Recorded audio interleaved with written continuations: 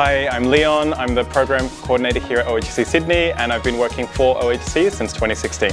At OHC Sydney, there's a real community spirit. Our students get along really well together. They come from all around the world, and they even spend time together hanging out. You'll always hear them playing ping pong in the break. So it's a really good community spirit. Sydney is one of the most international cities in Australia.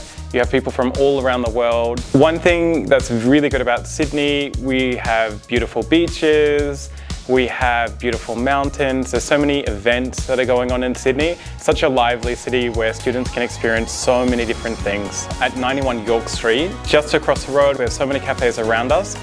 And in terms of transport, getting to school is so easy. We have the light rail at QVB. Underneath the town hall, we have the train station. We also have the bus station at QVB and the metro just at Gadigal. So it's very convenient, less than a 5-minute walk from here to the public transport. And of course, being in the heart of Sydney CBD, there's so many things that you can do. One thing I think is really important is we focus our electives on skills that students will be able to use in the real world. So for example, recently I taught a jobs and skills elective that's about interviewing.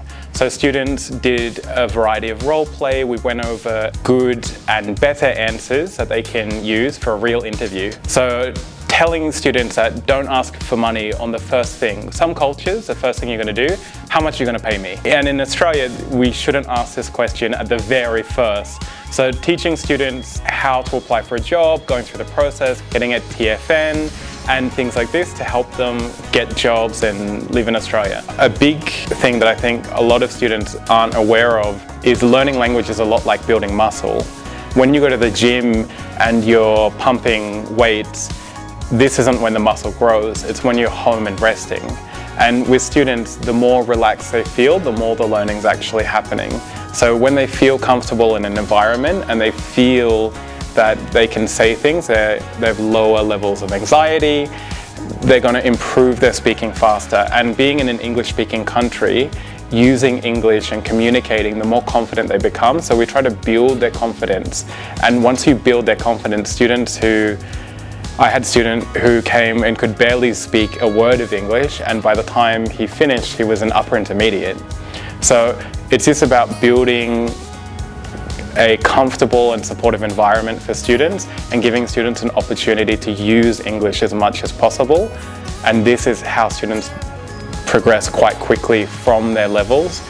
And we see this so many times, students who really embrace making friends from other countries and living in homestays or share households with people who they have to use English.